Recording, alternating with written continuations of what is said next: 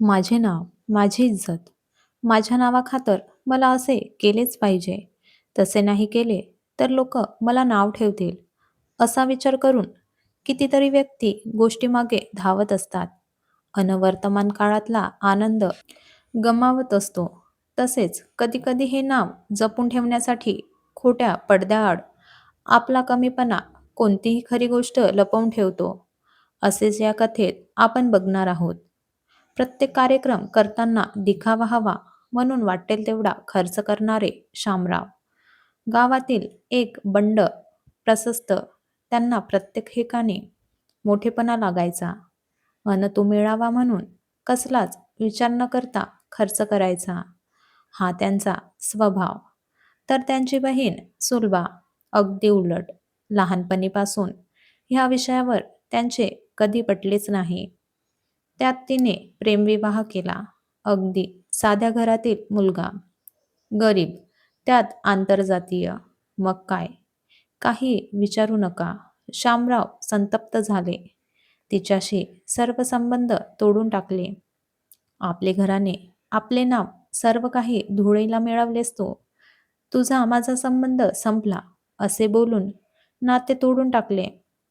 सुलभा अतिशय शांतपणे म्हणाली, "अरे दादा, कसले नाव करतोस? प्रेम, आपलेपणा, माया, नाती सर्व काही विसरलास तू या नावापुढे. असो, तुझी इच्छा, नाहीतर मी तुझ्याशी परत संबंध ठेवणार नाही. पण नाव आहे म्हणून असे वागायचं आणि तसं वागायचं ह्या तुझ्या हट्टाचा कधीतरी तुला पश्चाताप होईलच. अरे आपण आहोत म्हणून नाव आहे. नुसत्या नावाला कोण विचारते रे? तुझ्याकडे पैसा आहे, संपत्ती आहे म्हणून तुझ्या नावाला किंमत आहे. पण हे नाव टिकवण्यासाठी खोटा दिखाऊपणा नको करू. खोटं कधी लपून राहत नाही. नाव मोठे अन लक्षण खोटे व्हायला वेळ लागत नाही, हे लक्षात ठेव. लग्नाला एवढी वर्ष झाली तरी काहीच संबंध ठेवला नाही आणि स्वतःचा स्वभाव काही बदलला नाही. सुलभाने मात्र घर, संसार सर्व काही सांभाळून राहिलेले शिक्षण पूर्ण केले आणि खूप मोठी झाली. पण कधीच नाव राहावे म्हणून कोणत्याही गोष्टीत दिखाऊपणा केला नाही. वर्षामागून वर्ष जात होती. ह्या वर्षी अचानक झालेल्या जास्तीचा पाऊस, यामुळे झालेले नुकसान. ह्या वर्षी आवक नाही. पण स्वभाव असा की खर्च झालाच पाहिजे. नाहीतर माझे नाव, माझी इज्जत, लोक हसतील मला. असा विचार करत कर्ज घेऊन प्रत्येक सण ह्या वर्षी सुद्धा तितकाच जोराने साजरा केला.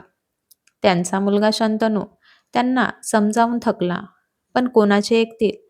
तर ते शामराव कसले? शेवटी कर्जाचा डोंगर वाढला आणि होते ते सर्व गमावून बसले.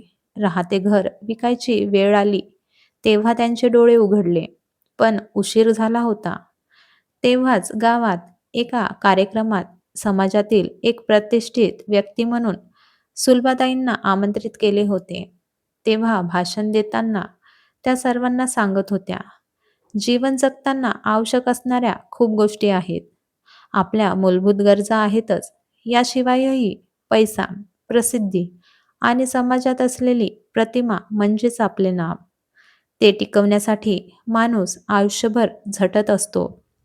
परंतु प्रत्येक गोष्टीमध्ये कुठे थांबायचे हे ज्याला कळले तो नक्कीच यशस्वी होतो आणि समाधानी सुद्धा. कारण प्रत्येक यशस्वी माणूस हा समाधानी असतोच असे नाही. पण प्रत्येक समाधानी माणूस हा जीवनात नक्कीच यशस्वी होतो. म्हणूनच चांगली असो किंवा वाईट, प्रत्येक गोष्टीत ठराविक वेळेत थांबायला हवे. कारण अति तेथे माती. हे ज्याला कळते तो नक्कीच आनंदी आणि समाधानी जीवन जगतो. त्यांच्या ह्या वाक्यावर जोरात टाळ्या वाजतात. प्रेक्षकांमध्ये बसलेल्या शामरावांचे डोळे भरून आले.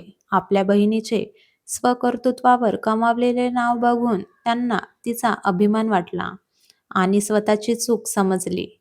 ते शंतनूला म्हणाले, खरंच कुठे थांबायचे तेच मला समजले नाही आज होत्याचे नव्हते झाले.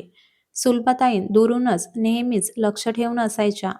घर विकावे लागले हे त्यांना आधीच समजले होते.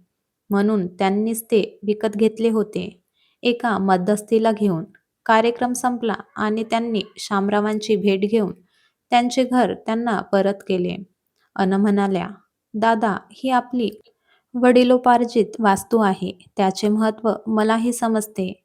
उभ्या पंचक्रोशीत ह्या वास्तूचे आणि आपल्या घराण्याचे नाव आहे आणि ते जपून राहावे म्हणून हा माझा छोटासा प्रयत्न आहे. शामरावांनी त्यांची माफी मागितली. तसेच आपली चूक कबूल केली आणि म्हणाले, "आता मला नक्कीच कळलंय कुठे थांबायचे ते. नाव जपून राहावे म्हणून नेहमीच प्रत्येक गोष्टीचा अतिरेक केला मी, पण खरंच अति तेथे माती असतेच." ही कथा आवडली असल्यास लाईक करा, शेअर करा आणि सबस्क्राईब करा. धन्यवाद.